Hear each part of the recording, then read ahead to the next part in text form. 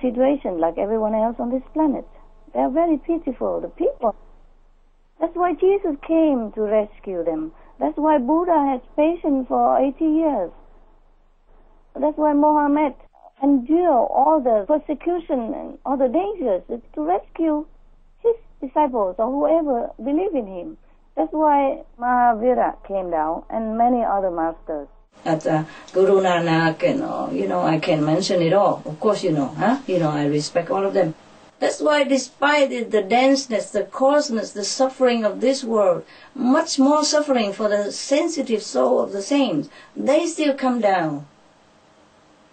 Because they feel sorry for the people here who has been blindfolded under the influence of illusion, been poisoned, and still have to continue on living and pay the penalty for what they don't even know what they're doing. That's why Jesus forgave them, said, please, Father, forgive them because they don't know what they're doing. It's truly like that. He knows they don't know what they're doing. So the karma is very strict law, of course, but I would like him to be more lenient to the people, of course. Sometimes I talk to the Lord of Karma, I say, please, I don't really know. Oh, this is too much. So we try to prolong it as much as we can until the people wake up and whoever can wake up, you see? But still, to some people, they have been too deeply indebted, which they have not even borrowed. But they did not know that the Lord of illusion of this world have already made them indebted, that they have to be accounted for their action. Therefore, to some people, they cannot escape. Therefore, to those people, it's quicker, bad karmic reaction, the bad karmic retribution. To some people, it's prolonged, because to some people, they have a better karma in the previous lives, or even this life, due to some good merit that we don't even know what they do. Sometimes they do some good things that nobody knows.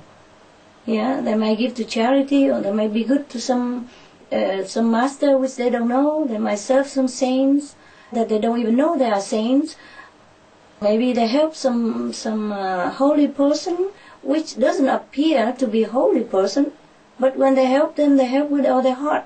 In the previous lives or in this life, so they still have the store good merit.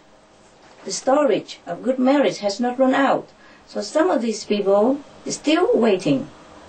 And I hope I can wake them up, or they are waking up by some reason before their merit bank runs out. You understand, right? Yes. Thank you, Master. You're welcome. The law of karma always apply. Actually, it's just, sooner or later, because some people don't know.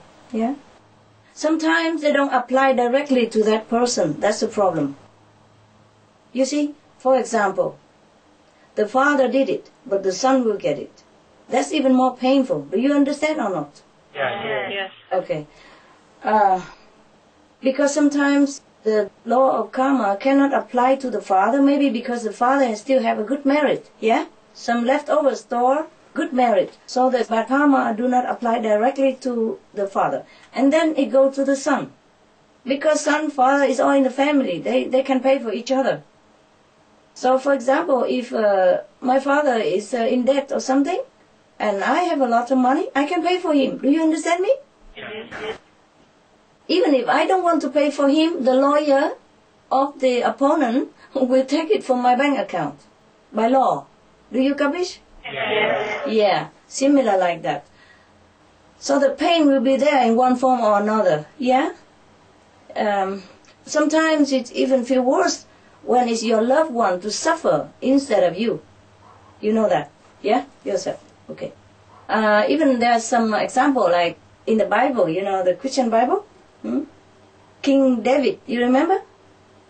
Although he's a very good king, but he did some bad things.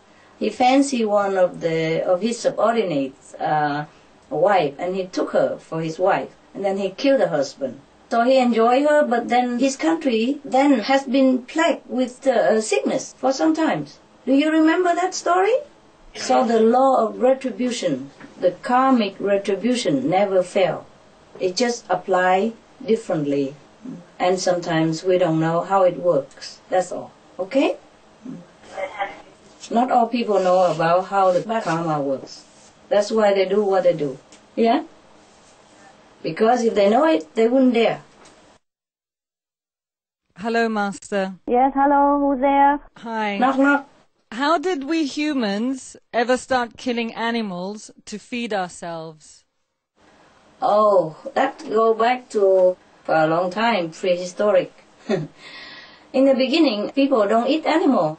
They only eat plants or fruits, yeah? Fruits, mostly when they find it, because at that time, the forest is still lush for fruits, and wild plants are still plentiful. We don't have high-rise building, we don't have pollution. They grow vegetable and everything is fine, and they're feeding themselves with the plant-based diet and the fruit-based diet.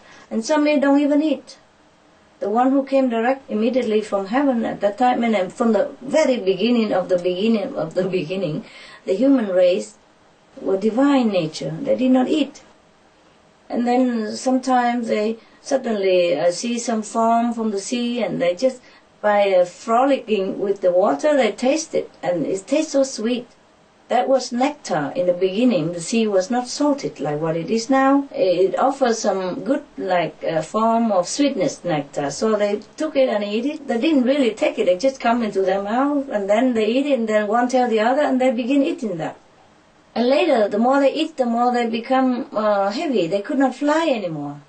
They used to fly, like birds without wings. And they live freely with one another, man and woman, like the story of Eden.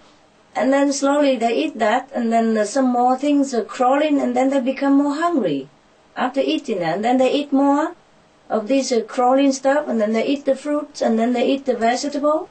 That was fine for a while. But the more they eat of anything that grow on the earth, the less they be able to fly, or to be the one that they used to be when they first came. So they have to walk now, so they have to walk and find food and all that. And that was okay until some people pick up some of the burnt animals that has been burnt by the fire of the forest, And then they picked them up and they tried it because they were hungry.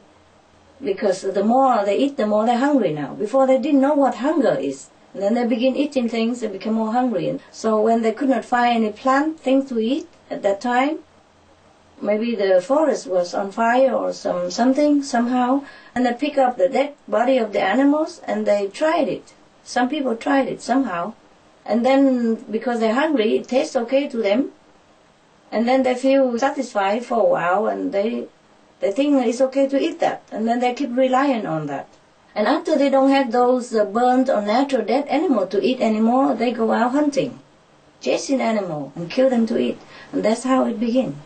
That's a sad story, but that's how it began. And then that knowledge is passed on to the next, and the next generation. And that's what we are right now. That's how we arrive to where we are right now, in our state of being. Okay? So we have to return to the Eden state